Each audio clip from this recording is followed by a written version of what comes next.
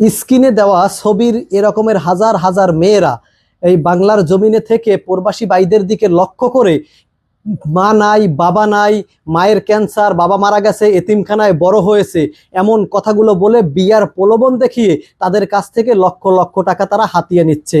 তাদেরকে ধরার জন্য আমরা কঠোরভাবে অ্যাকশন নিচ্ছি ইনশাআল্লাহ। তারা আমাদেরকে হত্যার হুমকি দিচ্ছে, তারা আমাদেরকে এই কাজ বন্ধ করে দিয়ে বিভিন্ন রকমের হুমকি আসতেছে। আমরা বিন্দু পরিমাণ পিছপা হব না। বাংলার জমিন থেকে এই সমস্ত প্রতারক মেয়েদেরকে নির্মূল করে ছাড়বো ইনশাআল্লাহ। তবে প্রবাসী ভাইরা এই সমস্ত মেয়েদেরকে বিন্দু পরিমাণ একটা টাকাও দিবেন না।